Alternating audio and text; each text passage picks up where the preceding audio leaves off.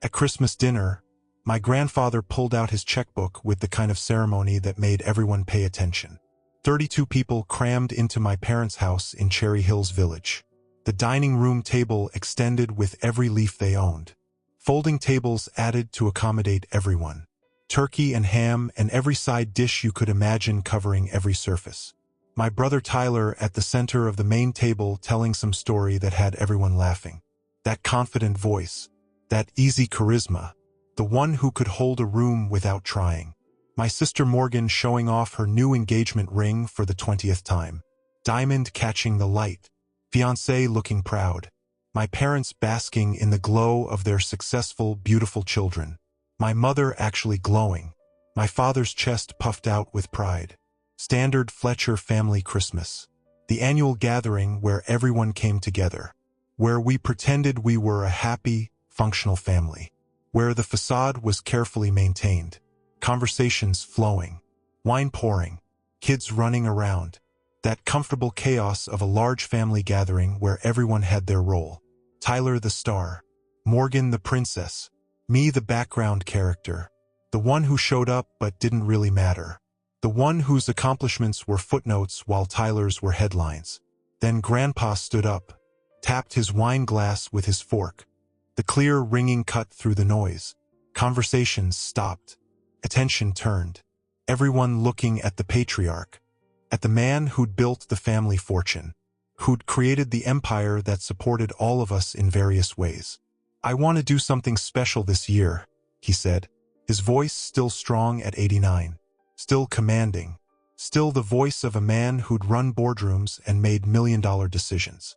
"I'm not getting any younger. 89 years old. Don't know how many Christmases I have left. And I want you kids to know how proud I am. How much I love you.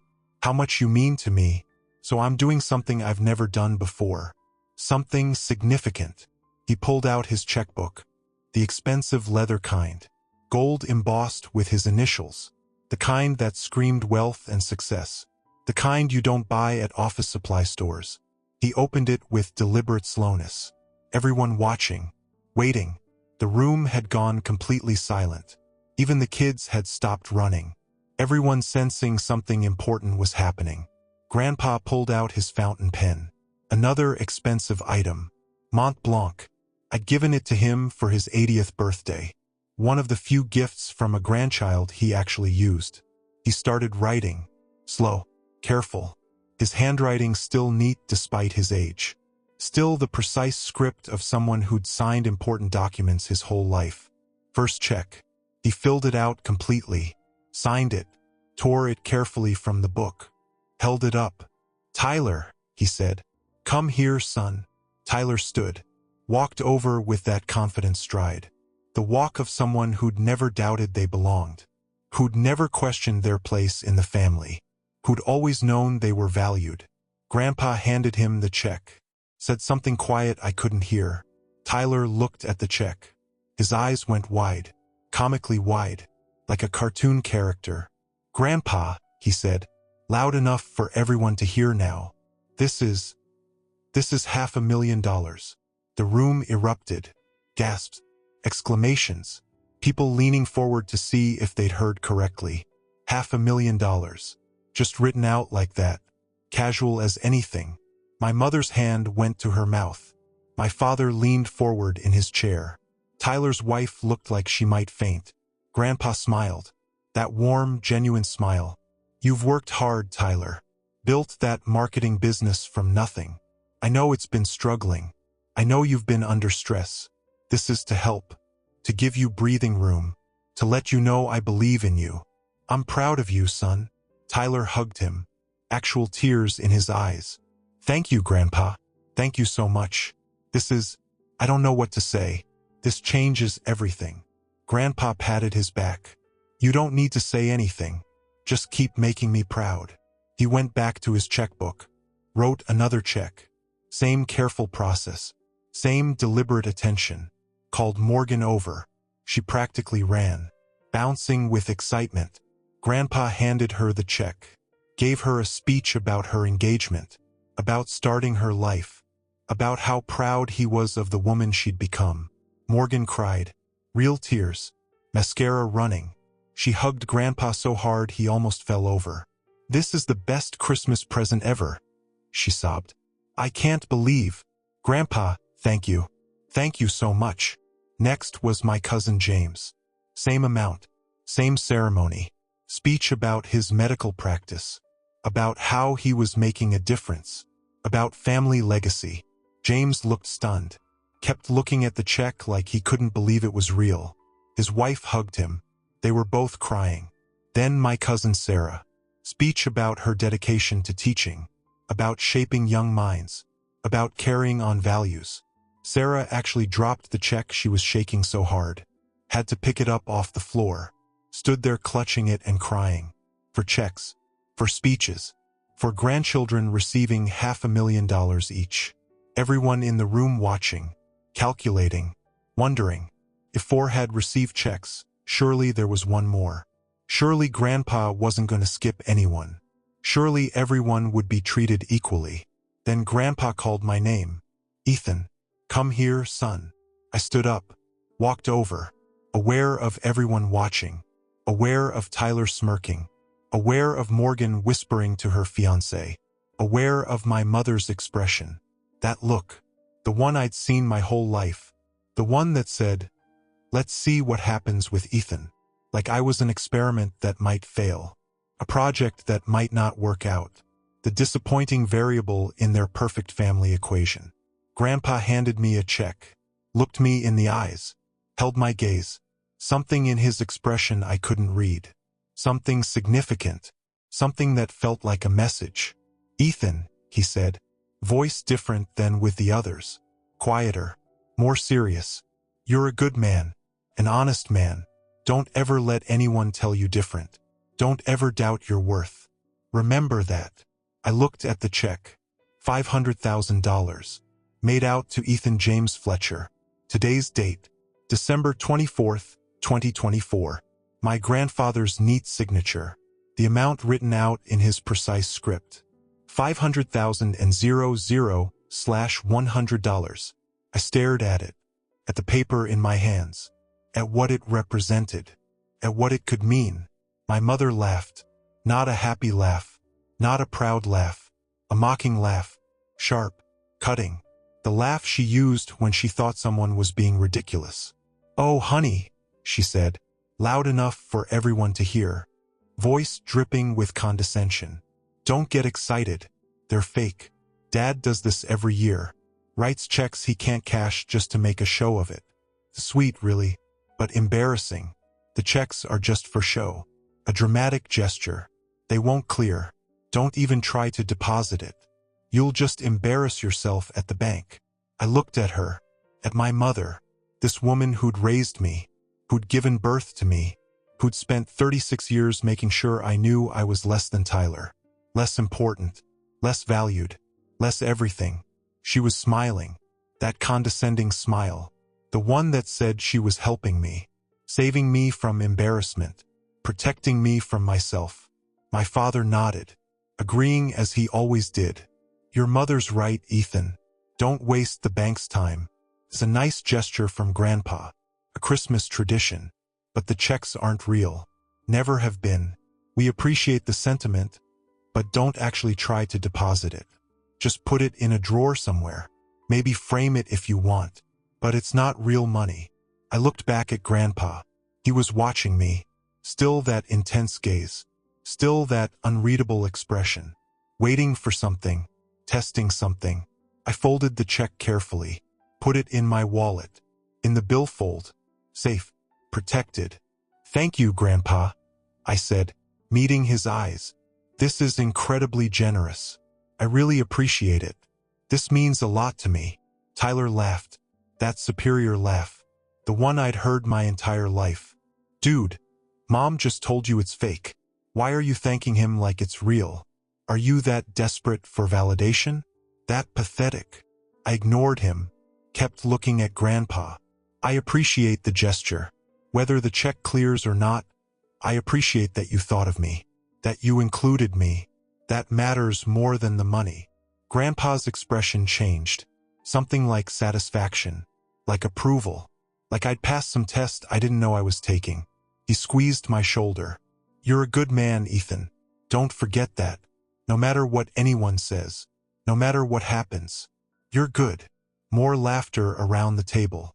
Tyler's friends, Morgan's fiancé, cousins I barely knew, all laughing at the weird exchange, at Grandpa being senile and writing fake checks, at me being naive enough to thank him sincerely, at the whole awkward situation. I went back to my seat, at the far end of the table, near the kitchen, the seat nobody wanted, the seat I'd been sitting in at family gatherings for 30 years. I put my wallet in my jacket pocket, noticed Tyler wadding his check up, tossing it on the table like garbage. "Thanks for the Christmas theater, Grandpa," he called out. "Always entertaining." Morgan folded hers into a paper airplane, threw it at her fiancé. "Fake money for fake dreams," she laughed. James set his on the table, forgot about it, would probably leave it there when we all left.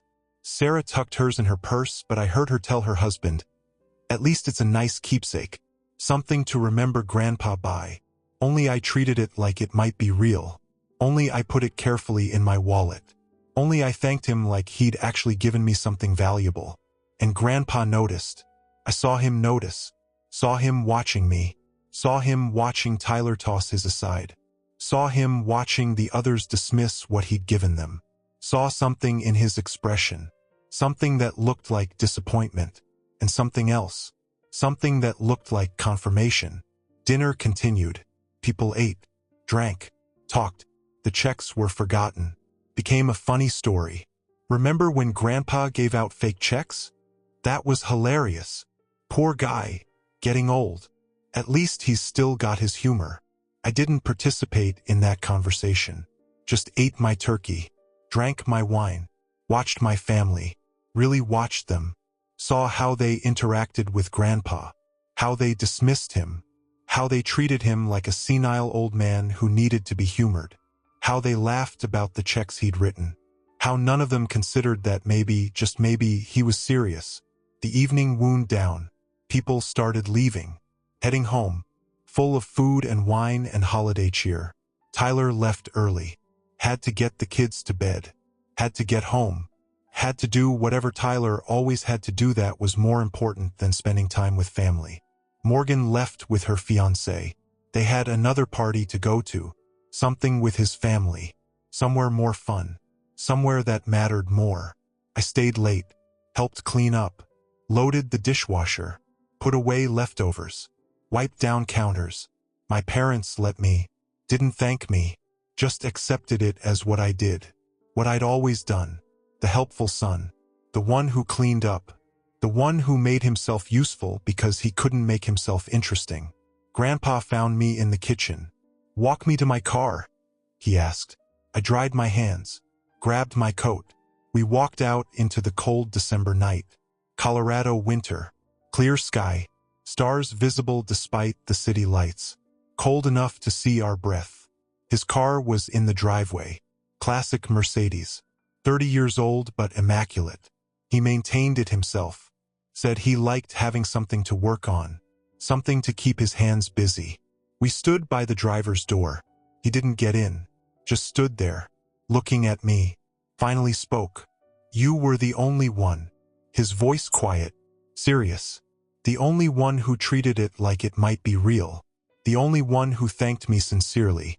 The only one who put it away carefully instead of throwing it away or making jokes." Why? I thought about it. About the check in my wallet. About my family's reaction. About why I'd been different. "Because you've never lied to me," I said.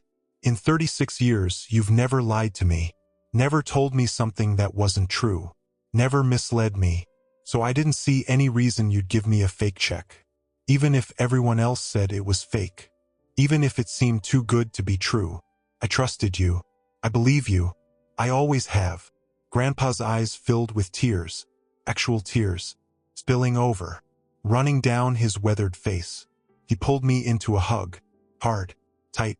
The kind of hug that meant something. That conveyed what words couldn't. When he pulled back, he was smiling. Sad but genuine.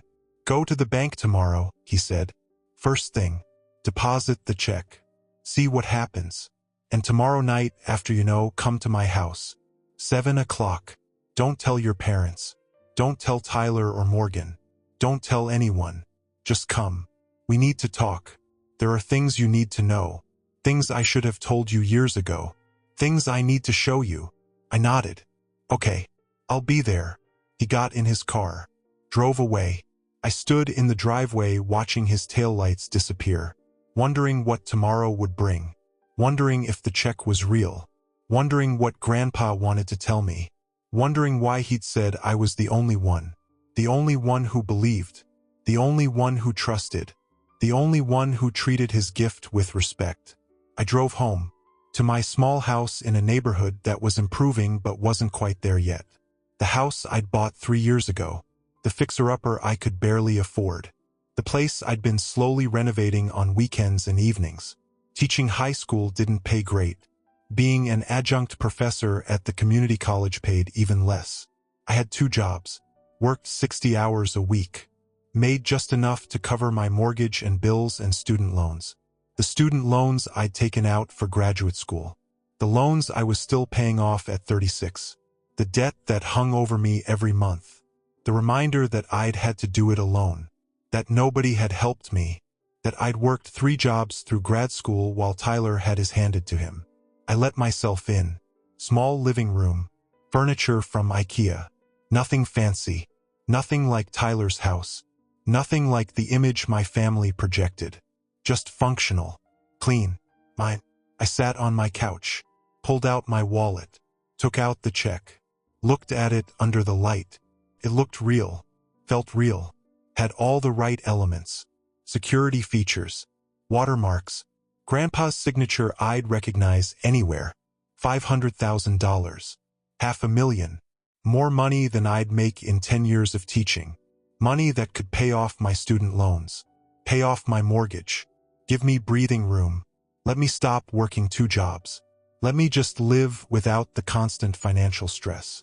But was it real? My mother had seemed so certain it was fake, so confident, so mocking. My father had agreed. Tyler had laughed. Everyone had dismissed it, everyone except me. And Grandpa had noticed, had seen me be different, had told me to deposit it, had asked me to come over tomorrow night. There was something happening here, something I didn't fully understand, something bigger than a Christmas gift. I put the check back in my wallet. Went to bed, didn't sleep well, kept thinking about the check, about Grandpa's expression, about what he'd said. You're the only one. What did that mean? The only one who what? Who believed? Who trusted? Who was real? That word kept echoing. Real. What did he mean by real? The next morning I got up at 8, showered, dressed, normal clothes, jeans and a button-down. Nothing fancy. This was Christmas Day. The bank would be closed, except for the branch downtown. The main branch, open 9 a.m. to 1 p.m. on Christmas for emergency banking needs. I drove downtown, parked, walked into the bank at 9:15. There were a few people there. Not many. Mostly people dealing with travel issues, lost cards, that sort of thing. I got in line behind a woman arguing about a declined transaction. Waited. Pulled out the check. Looked at it again. $500,000. Seemed impossible. Seemed like a mistake. Seemed like something that couldn't be real. But Grandpa had told me to deposit it. Had specifically said to deposit it and see what happens. So I would. My turn came. I walked to the teller. Young woman. Maybe 25. Name tag said Jennifer. She smiled. Good morning. How can I help you today? I slid the check across. I'd like to deposit this. She picked it up, looked at it casually, then looked closer. Her eyes widened. Oh, this is a substantial amount, mister. She looked at my ID I'd handed her. Mr. Fletcher, this is a very large check. $500,000. I'll need to verify this. It may take a few minutes. Is that okay? I nodded. That's fine. Take whatever time you need. She went to her manager. I saw them talking, saw them looking at the check, Saw them typing on a computer. Saw them making a phone call. 5 minutes passed. 10. The line behind me was getting longer. People were getting impatient. I didn't care. Just stood there, waiting, watching them verify whether my grandfather had given me something real or something fake. Whether my family was right to mock me. Whether I'd embarrassed myself by treating it seriously. Finally, Jennifer came back. With her manager. Middle-aged man. Balding. Serious expression. He extended his hand. Mr. Fletcher, I'm Robert Simmons, the branch manager. I wanted to personally verify this transaction. The check is legitimate. It's from William Fletcher's primary account. The account has sufficient funds to cover this amount. We're processing the deposit now. The funds will be available in your account immediately given Mr. Fletcher's excellent banking history with us. I felt my knees go weak. It's real, I said. Stupid question. He'd just said it was. But I needed to hear it again. Needed confirmation. Needed to know I wasn't dreaming. Robert smiled. It's very real, sir. $500,000 will be deposited into your account momentarily. This is quite a Christmas gift. You have a very generous grandfather. Jennifer finished processing. Handed me a receipt. Account balance, $503,247.82. $500,000 from the check. $3,247.82 that had been there before. My life savings. Everything I had. And now $500,000 more. I stared at the receipt. At the number. At the proof that Grandpa's check had been real. That he hadn't lied. That he hadn't been joking. That he'd actually given me $500,000. Mr. Fletcher? Jennifer's voice. Concerned. Are you all right? Do you need to sit down? I looked up. I'm fine. I'm just processing. Thank you. Thank you for your help. I walked out of the bank. Stood on the sidewalk in downtown Denver. Christmas morning. Cold. Quiet. Most places closed. And I had $500,000 in my account. The check my family had sworn was fake. The check my mother had mocked me for thanking Grandpa for. The check Tyler had wadded up and thrown away. The check everyone had dismissed. It was real. Completely real. I pulled out my phone. Texted Tyler. Did you deposit your check? He responded immediately. Must have been up with his kids. Christmas morning with little ones meant early wake-ups. No. Mom said not to. Why? I texted back. I deposited mine. Cleared. $500,000. In my account right now. 3 dots appeared. Disappeared. Appeared again. Disappeared. Then, you're lying. I'm not. Check your bank app. See if your account balance went up. More dots. Then, how? Mom said they were fake. Dad said not to try. You're serious? You actually deposited it and it cleared. Yes. $500,000. Fully cleared. Available now. Holy shit. I threw mine away. I fucking threw it away. It's in the trash at my house. Do you think it's too late to deposit? Do you think it would still clear? I didn't respond. Didn't know the answer. Didn't really care. I deposited mine because Grandpa had told me to. Because I trusted him. Tyler had thrown his away because our parents had told him it was fake. Because he'd trusted them over Grandpa. Those were choices we'd made. Consequences we'd have to live with. I called Morgan. She didn't answer. Texted me a minute later. At breakfast with fiancé's family. What's up? I texted. Grandpa's check. Did you deposit it? No. Why would I? Mom said it was fake. Mine cleared. $500,000. She called me. Immediately. You're serious? It was real? Ethan, are you serious right now? Don't joke about this. I'm not joking. I deposited it yesterday morning. Just got confirmation from the bank manager. $500,000. Fully cleared. In my account. I heard her talking to someone. Her fiancé probably. Heard muffled conversation. Then back to me. I made it into a paper airplane. Threw it at Brad. I don't even know where it is.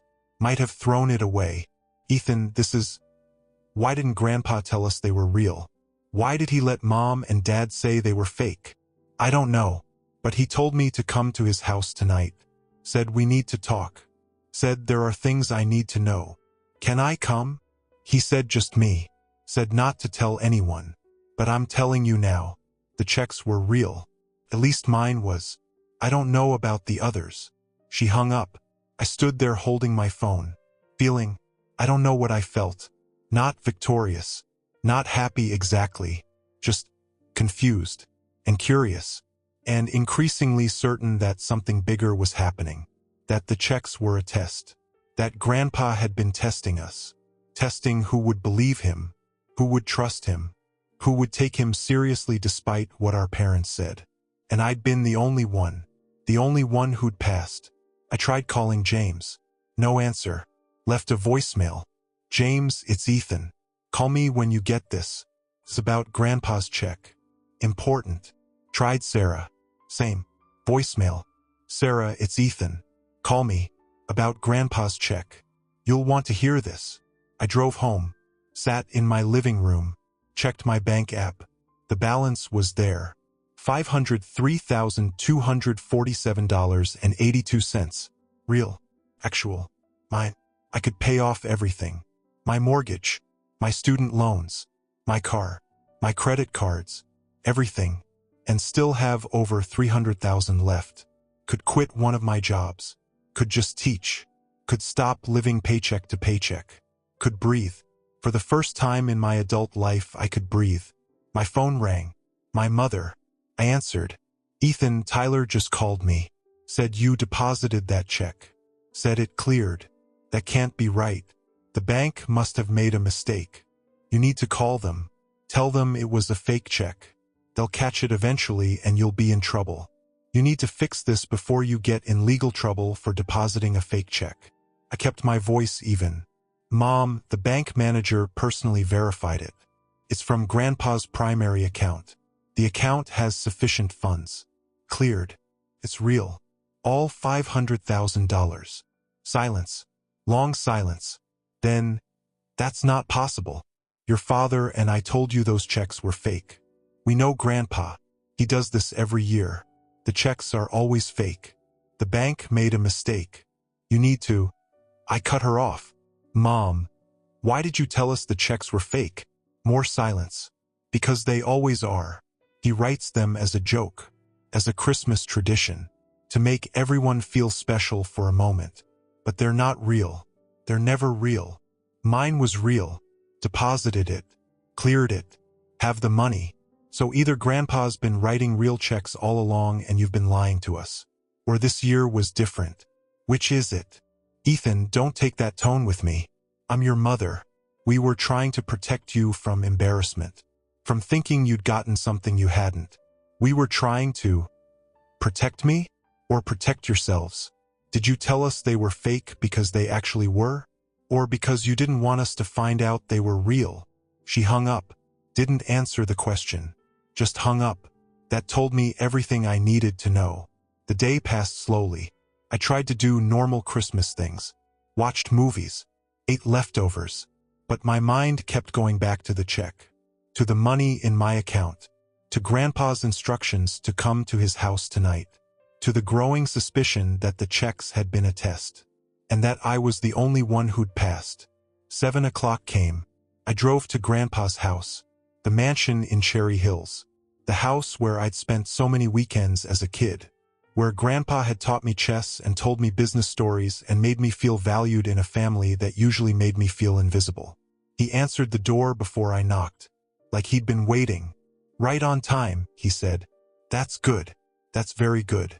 Come in. We have a lot to talk about. He led me to his study. Wood-paneled walls.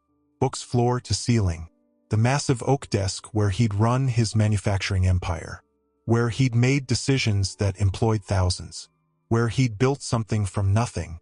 2 chairs in front of the desk. He gestured to one. I sat. He sat across from me. Didn't speak immediately. Just looked at me. Studying me. Like he was seeing me for the first time. Or seeing something in me he'd suspected but never confirmed. Finally, you deposited the check. Not a question. A statement. Yes, this morning. Cleared. $500,000. He smiled. Good. That's very good. And the others? Your siblings? Your cousins? Did any of them deposit theirs? I shook my head. Tyler threw his away. Morgan made it into a paper airplane. James forgot his at your house. Sarah put it in her purse, but I don't think she deposited it. They all believed Mom and Dad. Believed the checks were fake. Grandpa nodded. Slowly. Sadly. Exactly what I expected. Exactly what I'd feared. You were the only one, Ethan. The only one who believed me. The only one who trusted me over your parents. The only one who took my gift seriously. Do you know what that tells me? I shook my head. It tells me you're the only one who's real. The only one who has integrity. The only one who hasn't been corrupted by your parents' influence. The only one I can trust. He opened a drawer, pulled out a briefcase. Leather. Old. The same one he'd carried for 40 years. Used it when he ran his company. When he built his empire. Set it on the desk between us. The other checks were fake, he said. Tyler's. Morgan's. James's. Sarah's.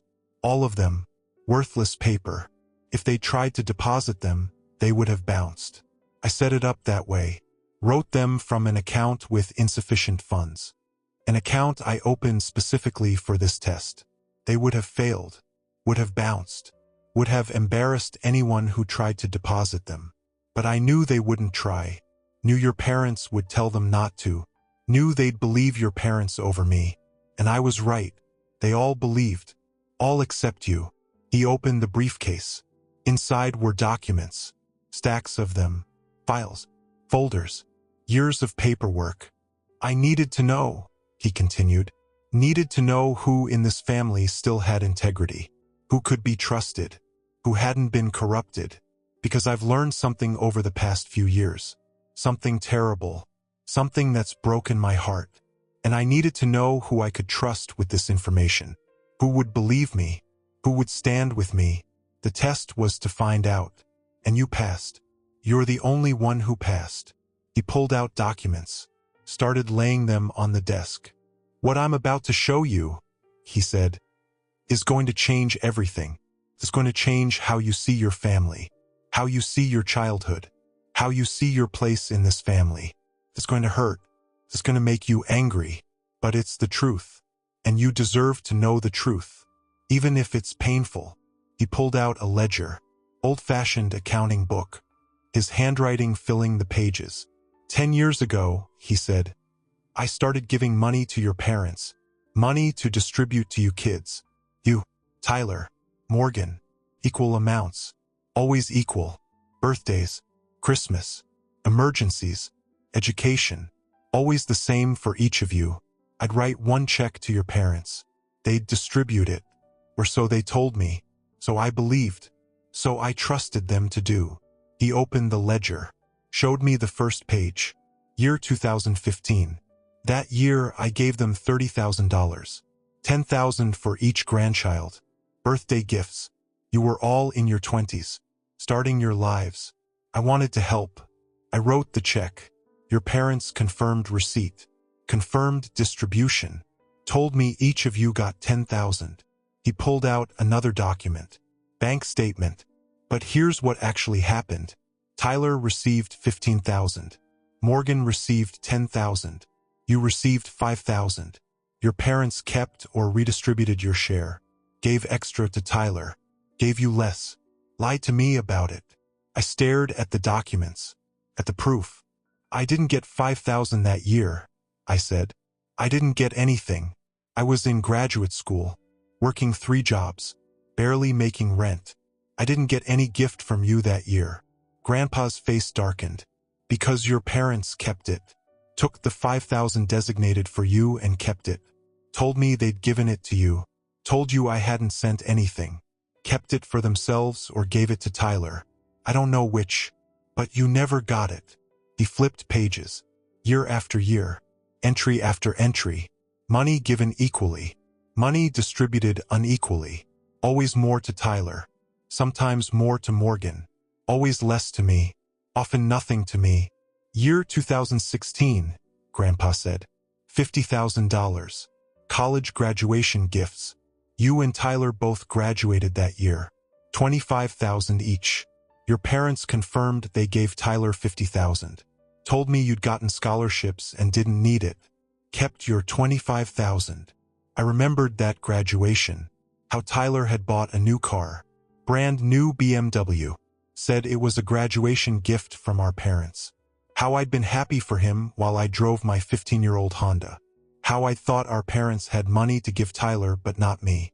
How I'd accepted it as normal. As how things were. As my place in the family. Year 2017, Grandpa continued. $60,000 total. $20,000 each. Down payment assistance. You were all looking at buying places. Your parents confirmed they gave Tyler $35,000. Morgan $25,000. Kept your $20,000. Told me you'd decided to keep renting. I felt sick. Actually nauseous. I couldn't afford a down payment. I said. My voice hollow. I wanted to buy, but I didn't have the money. I thought I just needed to save more. Needed to wait. I didn't know there was money available. Money that was supposed to be mine. There was, Grandpa said, his voice hard, angry. $20,000. Designated specifically for you, to help you buy a home. Your parents took it. Gave extra to Tyler. Let you struggle. Let you think you had to do it alone. While they used your money to help your brother. Year after year, the pattern continued. Money given for Ethan. Money not received by Ethan. Money given to Tyler instead. Or kept by my parents.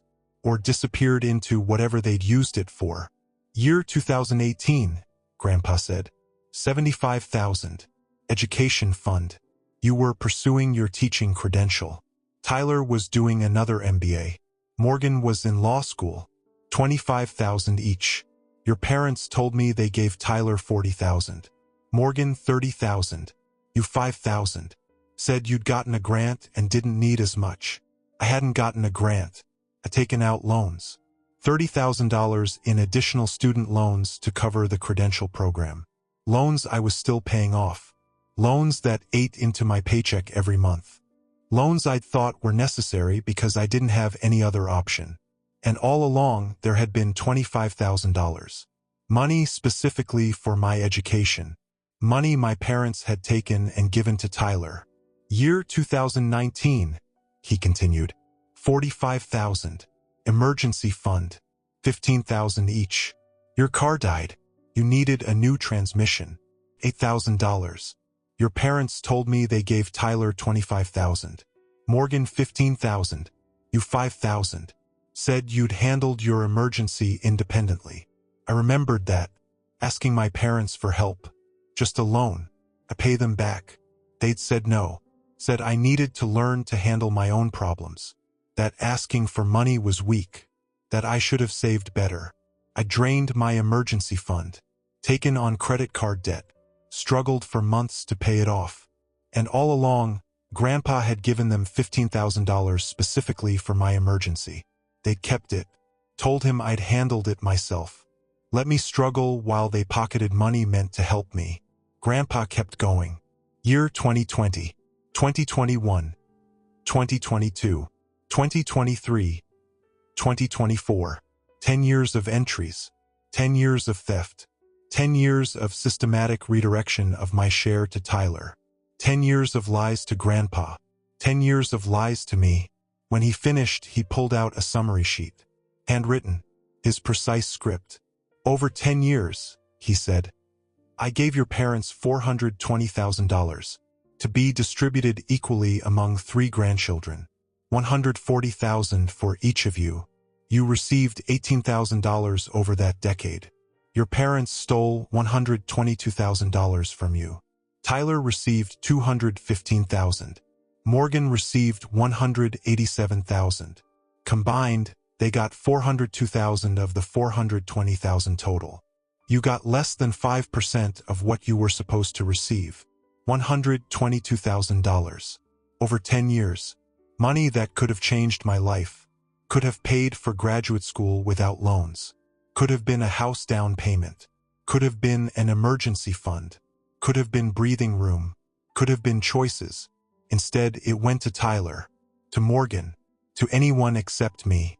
While I struggled, while I worked multiple jobs, while I lived paycheck to paycheck thinking I had to do it alone, thinking nobody could help, thinking I just needed to work harder.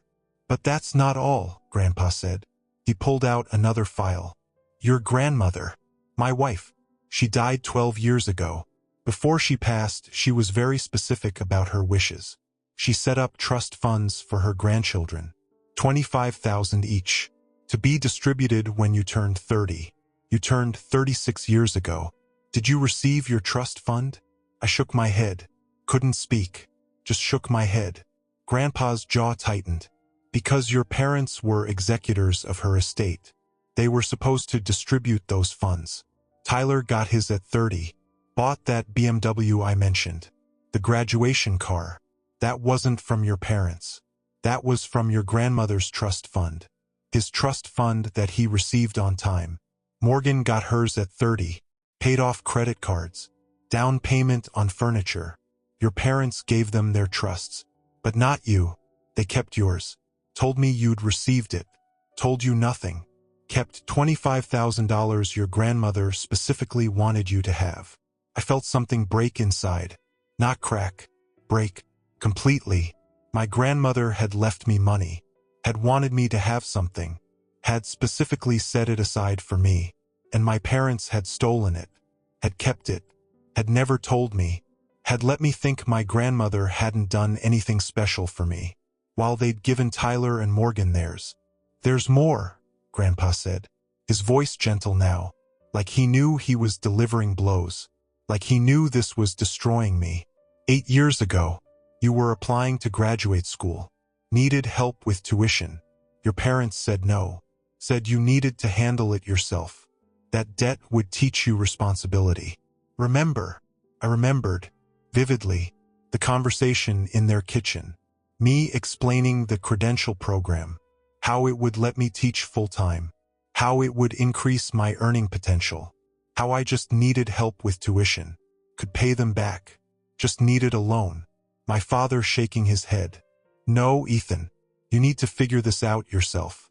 You're an adult. Adults handle their own education. If you can't afford it, maybe it's not the right time. Maybe you should wait, save up. Do it when you can pay for it yourself.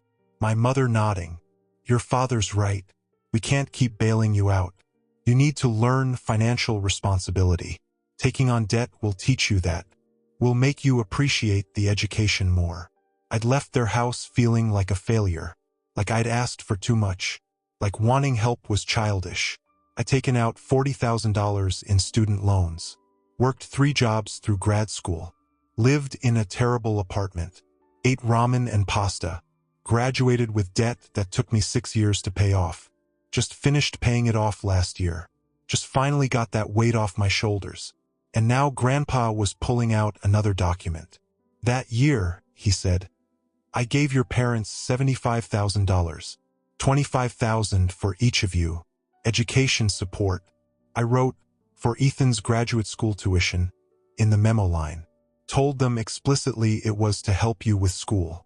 Told them to make sure you got it. To make sure you didn't have to take on debt.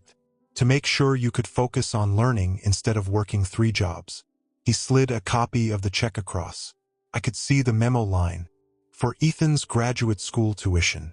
Clear. Explicit. Undeniable. Your parents took that $25,000, Grandpa said. Told me they'd given it to you. Told you they had nothing to give, and gave $45,000 to Tyler for his business. The marketing business. The one that failed 8 months later. Your education money funded Tyler's failed business while you took on $40,000 in student loans. Couldn't breathe. Literally couldn't catch my breath. My vision was swimming. My hands were shaking. Why? I managed to ask. Why would they do this? I'm their son. Tyler's their son. Why would they steal from me to give to him? Grandpa leaned back, looked older suddenly, tired. Because you're not their favorite. Because Tyler has been the golden child since the day he was born. Because they decided early on that he was special and you were ordinary. That he deserved more and you deserved less. that his needs mattered and yours didn't. And when they had access to money designated for you, money I gave them to distribute fairly, they couldn't help themselves. They gave it to him, kept it from you, justified it by saying he needed it more, by saying you were doing fine, by convincing themselves it was fair because Tyler was struggling and you weren't. Never mind that you were struggling too. Never mind that you needed help just as much. Never mind that the money was supposed to be equal. They decided you didn't matter, and they acted accordingly. He pulled out more documents. 3 years ago, you bought your first house.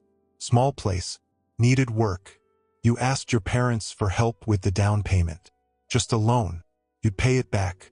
They said no. Said you needed to do it yourself. That homeownership was a responsibility you had to earn. You ended up buying a small fixer-upper in a rough neighborhood because it's all you could afford. Remember? I nodded. Couldn't speak. Just nodded. That house.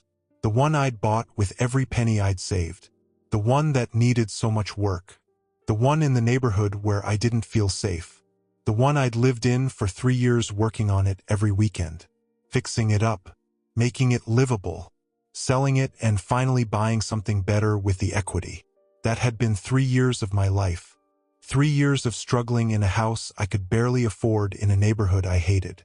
Because it was all I could manage. That year, Grandpa said, I gave your parents $90,000, $30,000 for each of you, down payment assistance. I told them it was to help all of you get into homeownership, to give you a foundation, a start. Your parents gave Tyler $60,000. He bought that big house in the nice neighborhood, the one with the pool, the one in Cherry Hills.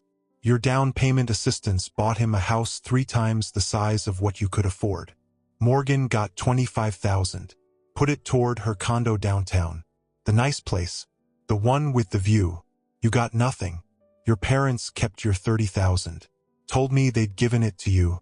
Told you they had nothing to give. Let you buy that terrible house in that rough neighborhood while they used your money to set Tyler up in luxury. I stood up. Had to move. Had to do something other than sit there absorbing this. I walked to the window. Looked out at Grandpa's perfect lawn. At the lights of Denver in the distance. At the life he'd built through hard work and integrity. At the family he'd created that had betrayed him. How do you know all this? I asked. My voice didn't sound like mine. Sounded hollow. Distant. How did you find out? Grandpa stood too. Walked over. Stood next to me. 2 years ago I started getting suspicious. The stories didn't match. Your parents kept telling me how much they were giving you. How you were doing well. How you didn't need as much support. But when I saw you, when I talked to you, when I visited your house, it didn't match. You were struggling. Living in that terrible neighborhood. Driving an old car. Working 2 jobs. It didn't make sense. If you'd been receiving the money I was sending, you should have been doing better. Much better. He gestured to his desk. To the piles of documents. So I hired investigators. Forensic accountants. Had them track everything. Every check I wrote. Every distribution your parents claimed. Every dollar you actually received. Took 18 months. Cost me $100,000. But here it is.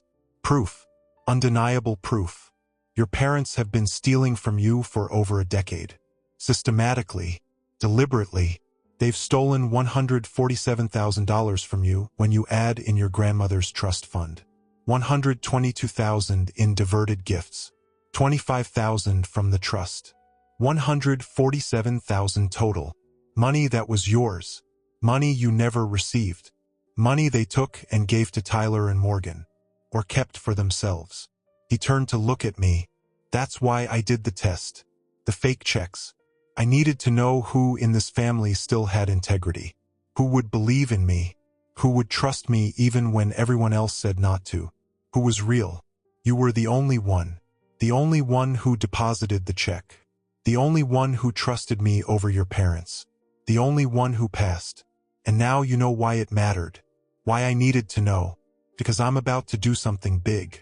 Something that will destroy your family as you know it. And I needed to know who I could count on. Who would stand with me. who deserved what I'm about to give. He walked back to his desk, pulled out one more document. This is my will, the original version, written 15 years ago, standard distribution. My estate divided equally among my children and grandchildren. Your father gets a third. Your aunt and uncle each get a third. Then those portions divided among their children. Fair. Equal. Everyone provided for. Estimated total value at the time, $30 million. He set that aside, pulled out another document. This is my new will, written last month. Filed. Notarized. Legal. Ironclad. He slid it across the desk to me. I picked it up. Read the first page. Then the second. Then flipped through the rest. My hands were shaking so hard I could barely hold the pages. You're leaving me everything, I said. Not a question. A statement. Confirmation of what I was reading. All of it. The whole estate. $42 million. The house. The assets. The accounts. Everything. Just me. Nobody else. Grandpa nodded. Just you. Your father gets nothing. Tyler gets nothing. Morgan gets nothing. Your aunt and uncle and cousins get nothing. Just you. Because you're the only one who deserves it. The only one who has integrity. The only one who hasn't betrayed me. The only one who passed my test. I set the will down. Grandpa, I can't. This is too much. What about? He held up his hand. Don't argue. Don't try to be noble. Don't try to make this fair to people who weren't fair to you. This is my decision. My money. My estate. And I'm leaving it to someone who'll honor it. Who'll use it well. Who won't squander it. That's you. Not your father who betrayed me by stealing from his own son. Not Tyler who benefited from that theft. Not Morgan who did the same. Just you. The only one who was real. He pulled out another document. But we're not waiting until I die to address this. We're not letting this sit until I'm gone and it becomes about probate and estate battles. We're dealing with it now. Tomorrow. Boxing Day. Your parents are having their annual day after Christmas brunch. Big gathering. Everyone will be there. We're going to walk in with these documents. We're going to lay it all out on the table. We're going to confront them, make them explain, make them admit what they've done. And then we're going to give them a choice. Pay you back every penny they stole. Make full restitution. $147,000 plus interest for a decade. Call it $200,000 even. Or I go public. I file criminal charges. I make sure everyone knows what they did. Friends, family, business associates, everyone. Your father's reputation destroyed. Your mother's social standing ruined. Tyler's business connections severed. Everything they've built socially and professionally torn down. That's the choice. Pay or be exposed. I looked at him, at this 89-year-old man who'd built an empire, who'd been betrayed by his own son, who'd discovered his daughter-in-law was a thief, who'd watched his grandson benefit from fraud, and who'd decided to burn it all down. They'll never forgive you, I said. They'll never forgive me. This will destroy the family. Permanently. Grandpa smiled, sad but determined. The family was destroyed the moment they decided to steal from you. The moment they chose Tyler over you so completely they committed fraud. The moment they betrayed my trust and your grandmother's wishes. We're not destroying anything. We're exposing what was already destroyed. We're just making everyone see it. Making it undeniable. Making sure there are consequences. He closed the briefcase. Tomorrow, 10 o'clock, your parents' house. Wear something nice. This is going to be formal. This is going to be serious. This is going to change everything. Are you ready? I thought about it. About my childhood. About always being second. About Tyler getting everything while I got scraps. About working 3 jobs through grad school while Tyler got handed $45,000. About buying a house in a rough neighborhood while Tyler bought a mansion with my down payment money. About 10 years of being robbed by my own parents who thought I'd never find out. Who thought they'd get away with it forever. About my grandmother's trust fund that I'd never received. About $147,000 stolen from me. About a decade of lies. Yeah, I said. I'm ready. Let's burn it down. I went home. Didn't sleep again. Just lay in bed thinking about tomorrow. About what would happen when Grandpa and I walked into that brunch with a briefcase full of evidence. About my parents' faces when they realized we knew. When they realized they'd been caught. When they realized there would be consequences. About Tyler's shock. About Morgan's tears. About the family imploding in real time. Part of me felt guilty. Part of me felt like I was betraying them. But a bigger part of me felt free. Free from wondering why I wasn't enough. Free from questioning why Tyler got everything. Free from accepting that this was just how things were. Because it wasn't how things were supposed to be. It was how things were because my parents had made them that way. Through theft. Through lies. Through systematic favoritism that became criminal. And now they'd pay for it. The next morning I dressed carefully. Slacks. Button down. Sport coat. Nice shoes. The kind of outfit you wear to important meetings. To serious business. To confrontations that will define relationships forever. I drove to Grandpa's house. He was ready. Suit and tie. The briefcase in hand. We drove to my parents' house together. In his Mercedes. Neither of us spoke much. Just drove through the quiet post-Christmas streets. Pulled up to my parents' house at exactly 10 o'clock. My father's car was there. My mother's car. Tyler's SUV. Morgan's sedan. James's truck. Sarah's car. Everyone. The whole family. Exactly as expected. We walked to the door. Grandpa rang the bell. My mother answered. Surprised. Dad? Ethan? We weren't expecting you. I thought. Come in, I guess. We're just doing brunch. Nothing fancy. Just family. You're welcome to join, I suppose. We walked in. The dining room was set up like yesterday. Tables pushed together. Everyone seated. Tyler and his family. Morgan and her fiancé. James and his wife. Sarah and her husband. My parents at the head. Kids at a separate table. Normal family gathering. Until we walked in with the briefcase. Conversations stopped. People looked up. Confused. Curious. Grandpa didn't wait for an invitation. Walked to the head of the table. Set the briefcase down. Looked at my father. Richard, he said. I need to talk to you. To all of you. About something important. About something that's been going on for 10 years. About theft. About lies. About betrayal. About what kind of people you really are. My father stood. Dad, what is this? We're having brunch. Can't this wait? Grandpa opened the briefcase. Started pulling out documents. No. Can't wait. This waited 10 years too long already. Everyone sit. Everyone listen. Because what I'm about to show you affects everyone here. What I'm about to reveal will change how you see Richard and Susan. Will change how you see your family. Will change everything. He pulled out the ledger. The bank statements. The trust fund documents. Started laying them on the table. 10 years ago, he said, his voice filling the room, I started giving Richard and Susan money to distribute to their children. Equal amounts for each grandchild. Birthdays. Christmas. Emergencies. Education. Always equal. Always fair. Or so I thought. Or so I was told. But it wasn't equal. It wasn't fair. It was theft. Systematic. Deliberate.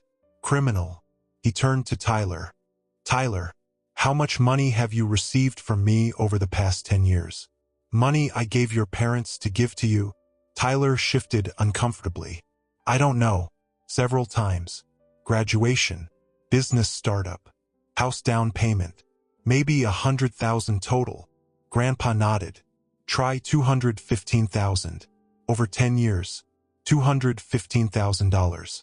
More than double what was supposed to be your share. Want to know where the extra came from? Tyler looked confused. What extra? I just got what Mom and Dad gave me. I didn't know there was a designated amount. There was, Grandpa said. 140,000 was supposed to be your share. You got 215,000. Want to know where the other 75,000 came from? He pointed at me. From Ethan, your brother, who was supposed to receive 140,000 over the same period. who actually received $18,000. The rest, $122,000, was given to you, or to Morgan, or kept by your parents, stolen from Ethan and redistributed. Systematically, for a decade. The table went silent, people staring.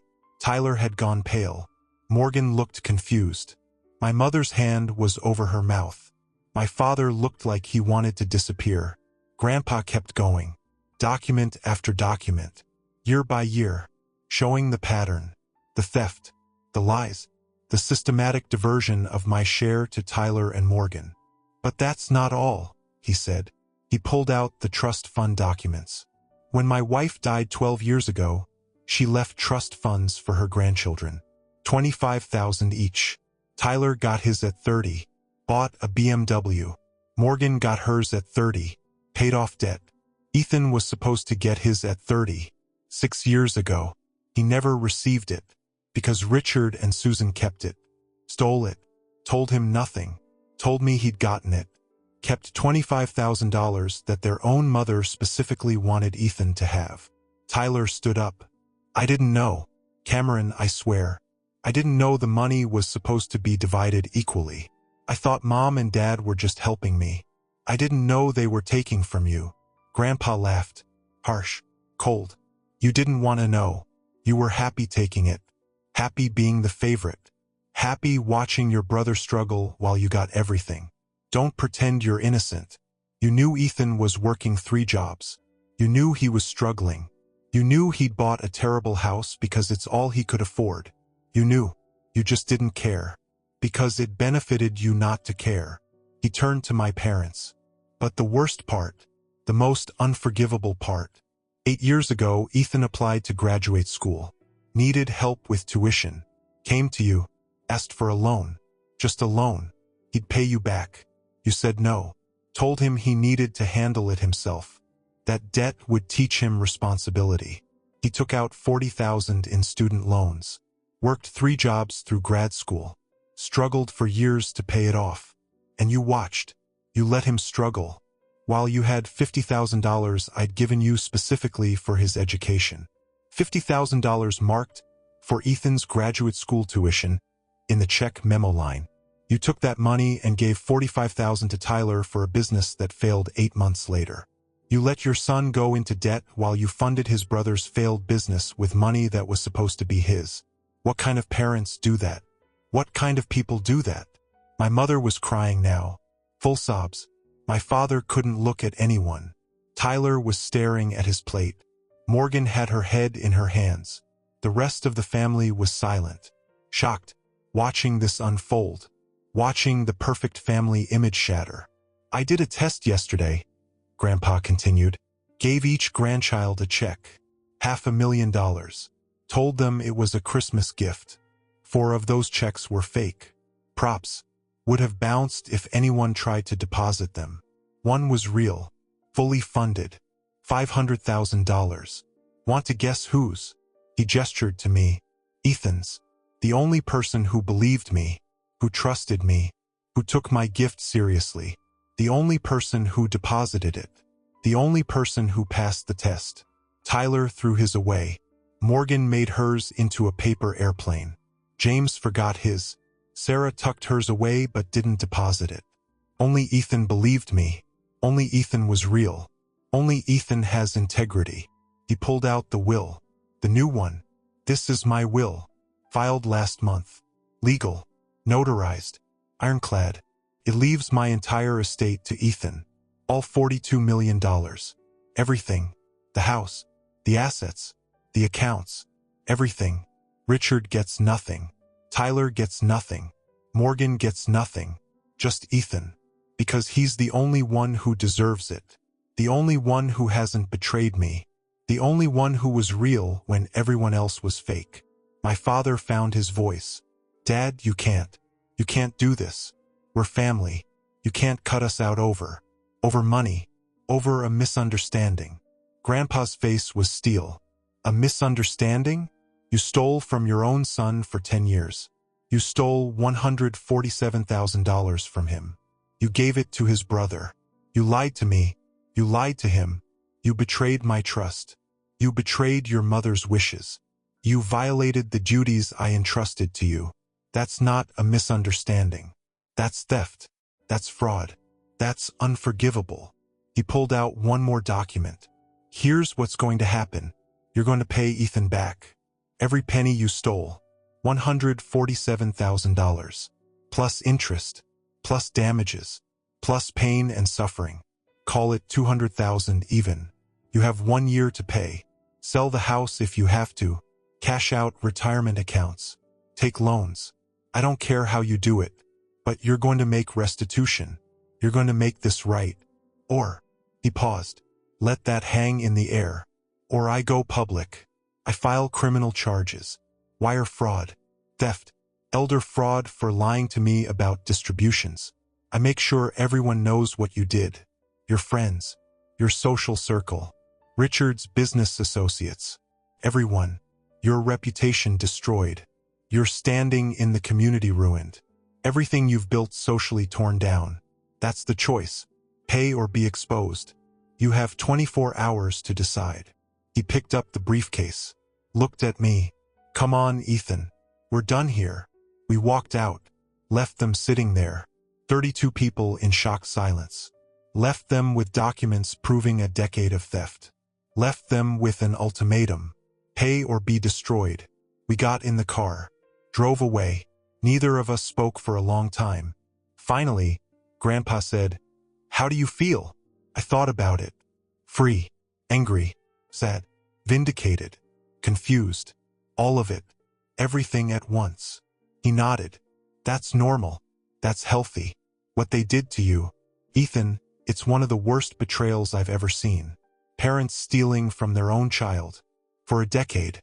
Systematically. I don't have words for how wrong that is. We drove back to his house.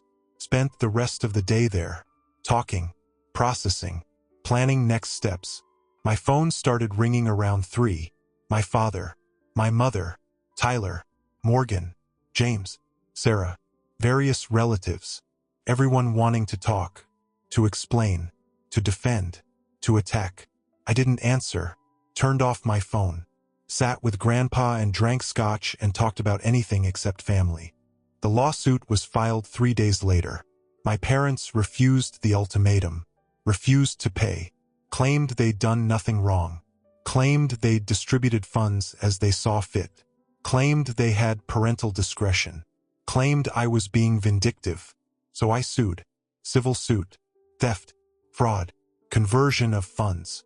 Breach of fiduciary duty as executors of my grandmother's estate. Seeking full restitution. $200,000. Plus legal fees. Plus punitive damages. Total claim, $300,000. Attached Grandpa's documentation. Bank records. The ledger. Trust fund documents. 10 years of proof. Undeniable. Overwhelming. Complete. My parents hired a lawyer. Filed a response. Denied everything. Claimed Grandpa had given them discretion. Claimed they'd made decisions in good faith. Claimed equal distribution wasn't required. Claimed I was ungrateful and vindictive. Their lawyer tried to get it dismissed. Judge read the documents. Saw checks with memo lines specifying, for Ethan's graduate school tuition. Saw the trust fund explicitly designating $25,000 for me. Saw a systematic pattern of giving Tyler more and me less. Saw letters from Grandpa stating equal distribution. Judge denied the motion to dismiss. Case moved forward. Discovery phase. Depositions. More documents. Financial records from my parents showing where the money actually went. Some to Tyler. Some to Morgan. Some kept by them. Some I'll never know where it went. But none of it to me. None of what was supposed to be mine actually reached me. Trial was set for 6 months out. My parents tried to settle. Offered $50,000. No admission of wrongdoing. Take it or leave it. I said no. They offered $75,000.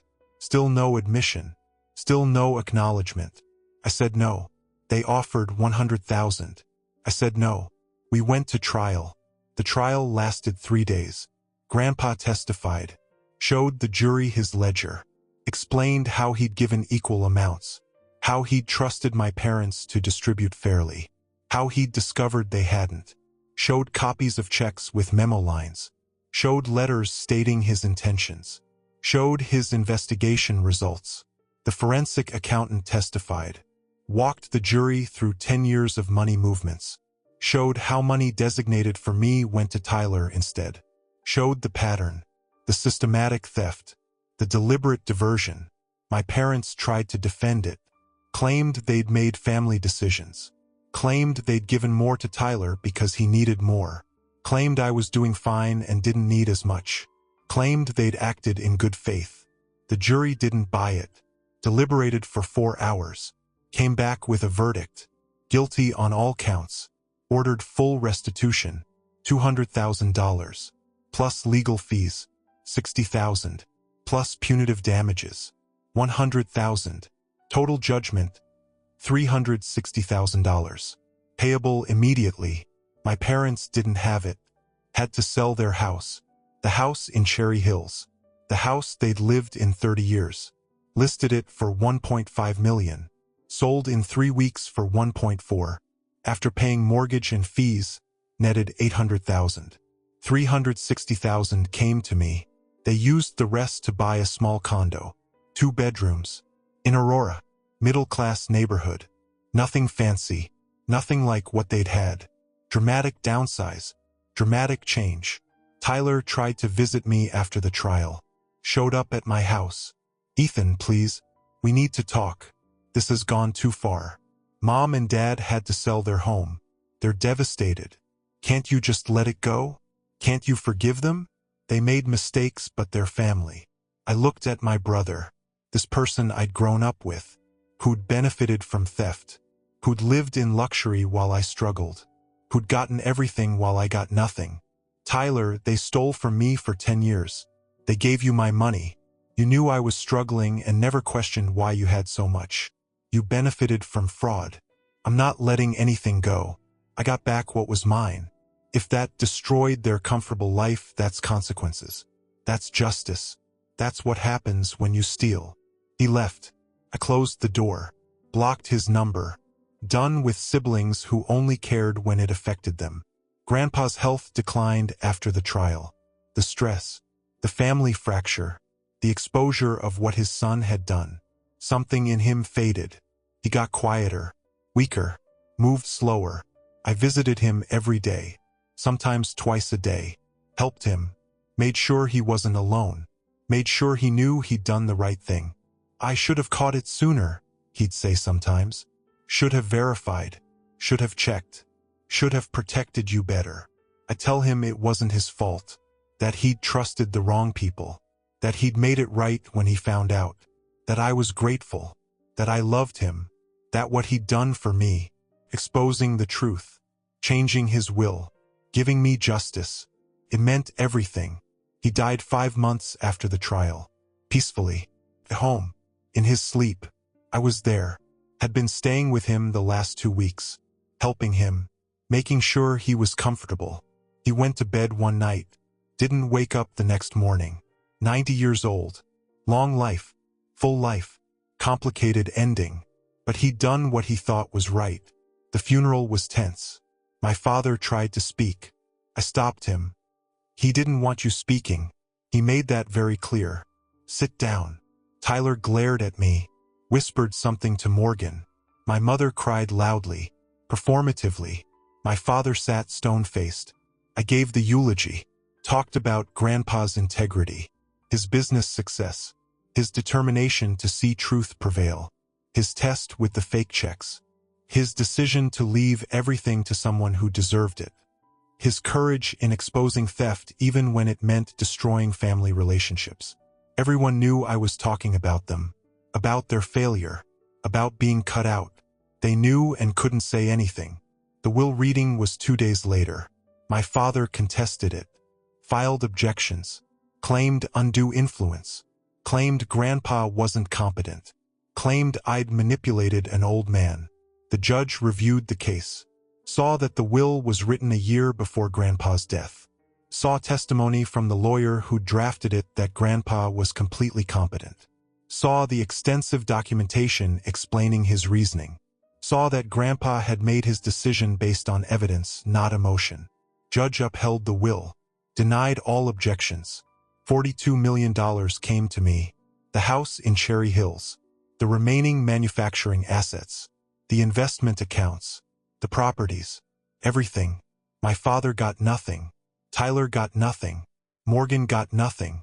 Just me. I'm 38 now. 2 years since the Christmas dinner that changed everything. 2 years since Grandpa gave out checks and tested who was real. 2 years since I was the only one who believed him.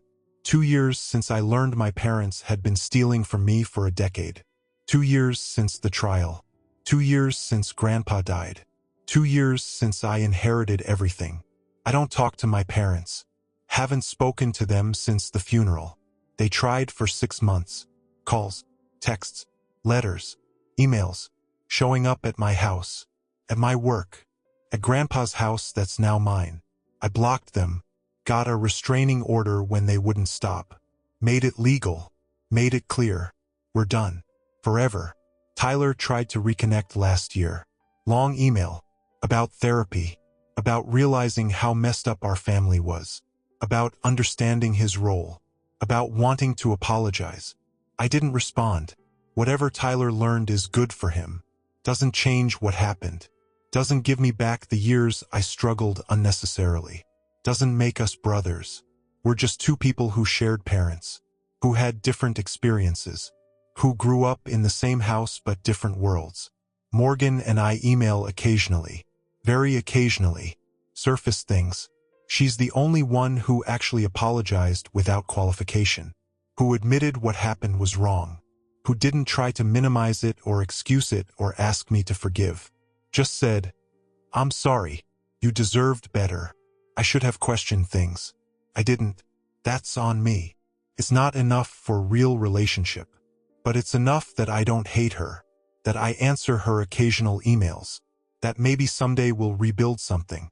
Maybe. I still have the check, the $500,000 check. Framed it, hung it in my office in Grandpa's house. My house now. Reminder of the day everything changed. The day I chose to trust Grandpa over everyone else. The day I passed the test. The day I learned who I really was in my family. The forgotten son. The one who didn't matter. The one they thought they could steal from forever. They were wrong. I used Grandpa's fortune the way he wanted. Invested most of it. Conservative portfolio. Living off returns. Donated significant amounts to causes he cared about. Manufacturing education. Business startups. Youth entrepreneurship. Organizations helping people build something from nothing. I kept his house. Live in it now. Walk the same halls. Sit at the same desk. Run the charitable foundation I created in his name. The William Fletcher Foundation. Supporting the same values he believed in. Integrity. Hard work. Merit over favoritism. I have Grandpa's entire estate. His legacy. His trust. His belief that I was the only one worth leaving it to. I have proof I was right to trust him when everyone said not to. Right to deposit the check. Right to believe. I have freedom from family who never valued me. I have peace knowing they faced consequences. I have everything they thought I'd never have. And they have nothing. Nothing except Tyler and Morgan. The favorites they destroyed me to protect. The children they chose. The ones they stole for. Was it worth it? Was Tyler worth $147,000 in stolen money? Worth the destroyed reputation? Worth the sold house? Worth the fractured family? Worth losing everything? I doubt it. But that's their problem. Not mine. I'm good. Better than good. I have Grandpa's legacy. His empire. His fortune. His blessing. I have the life he wanted me to have. The life I deserved. The life my parents tried to keep from me. And every day I live it is justice. Every day is proof they were wrong. Every day is victory. That's enough. That's everything. Thank you for walking this journey with me. Before you go, I've left 2 more stories here on your screen. Both from men who discovered that family isn't always who you're born to. It's who stands by you when the truth comes out. Click on whichever one calls to you. And if you want to join our community of people who understand what it's like to be the outsider looking in, that notification bell is your invitation. Until tomorrow, remember, your story matters, even if they tried to erase it.